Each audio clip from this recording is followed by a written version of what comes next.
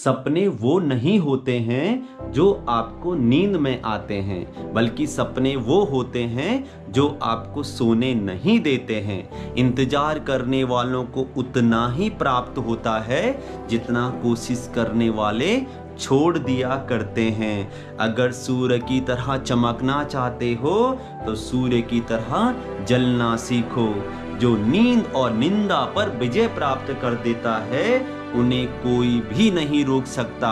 APJ Abdul Kalam Bharat के 11वें राष्ट्रपति 15 अक्टूबर 1931 को रामेश्वरम में उनका जन्म हुआ था। उनके पिताजी एक नाविक थे जो नाव चलाकर अपने परिवार का पालन पोषण करते थे।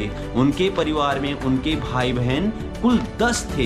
एक बहुत बड़ा परिवार था जो एक छोटे से कमरे में निवास करते थे। परिवार इतना बड़ा था कि परिवार का भरण पोषण नहीं हो सकता था, इसलिए मात्र 8 साल की उम्र में APJ अब्दुल कलाम जी अखबार बेच करके उन्होंने अपने परिवार का भरण पोषण करने का जिम्मा उठाया और पूरे शहरों में गली गली जा करके वो अखबार बेच करके अपने परिवार का भरण पोषण करने लगे।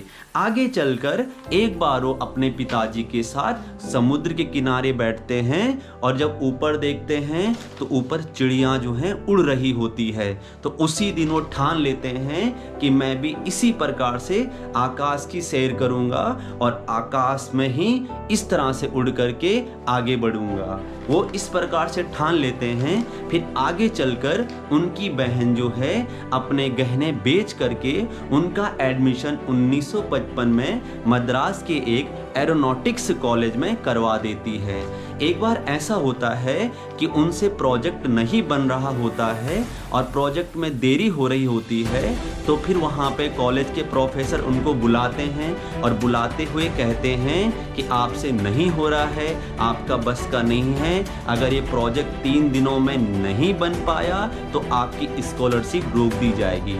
इसलिए APJ अब्दुल कलाम 3 दिन लगातार 72 घंटे 1-1 सेकंड 1-1 मिनट उसी प्रोजेक्ट पे काम करते रहे और इतनी मेहनत उनके द्वारा की गई कि उन्होंने उन 3 दिनों में शानदार प्रोजेक्ट बनाया और बहुत बड़ी उपलब्धि हासिल की। आगे चलकर नेशनल डिफेंस एकेडमी में इंटरव्यू देने के लिए एक बार वो देहरादून आते हैं, लेकिन किसी कारणवश इंटरव्यू में वो फेल हो जाते हैं। इतना निराश हो जाते हैं, इतना हताश हो जाते हैं कि वो ऋषिकेश चले जाते हैं। और ऋषिकेश में जब वो जाते हैं वहाँ पर उनके मन में एक ख्याल आता है कि मैं नदी में कूद जाऊं और आत्महत्या कर दूं।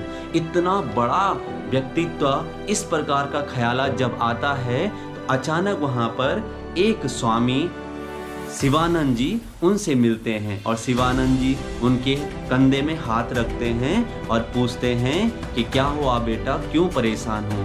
तो अब्दुल कलाम जी कहते हैं कि मेरी बहन ने अपने गहने बेचकर बड़ी मुश्किल से मुझे पढ़ाया, यहाँ तक उसी के कारण मैं पहुंचा और आज मैं विफल हो गया हूं। अब मेरा जीवन जीने का आगे बिल्कुल भी मन नहीं है। फिर स्वामी जी कहते हैं कि नहीं बेटा, तुम्हारे लिए बहुत बड़ा सोचा होगा, भगवान ने तुम्हारे लिए बहुत कुछ सोचा है।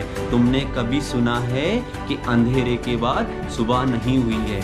बस ये 2 लाइनें सुनते हैं APJ अब्दुल कलाम जी और उसके बाद वो इतनी अभिप्रेरित हो जाते हैं कि DRDO ज्वाइन कर देते हैं। DRDO ज्वाइन करने के बाद उनकी मुलाकात होती है विक्रम साराभाई से।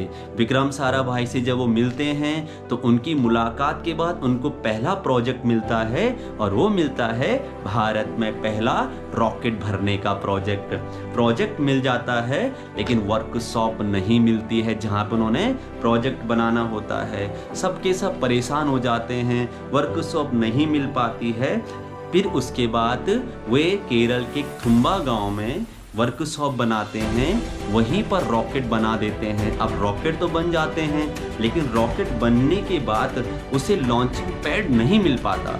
लॉन्चिंग पैड न मिलने के बाद फिर निराशा, हताशा, फिर वे क्या करते हैं, रिक्शा बुलाते हैं, बैलगाड़ी करते हैं और पूरे के पूरे रॉकेट को डिसेबल करने के बाद उस बैलगाड़ी में रखते हैं और फिर बैलगाड़ी में रखने के बाद दूर जाकर के वो लॉन्च करते हैं। और आपको पता होगा कि 29 नवंबर 1963 को वो रॉकेट लॉन्च कर देते हैं।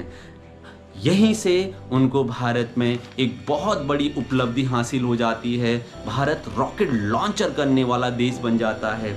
लेकिन उनको मिसाइल मैन की उपाधि तब मिलती है जब 1969 में उनको एक प्रोजेक्ट मिलता है। उस प्रोजेक्ट का नाम था SLV-3, जिसके वो डायरेक्टर थे।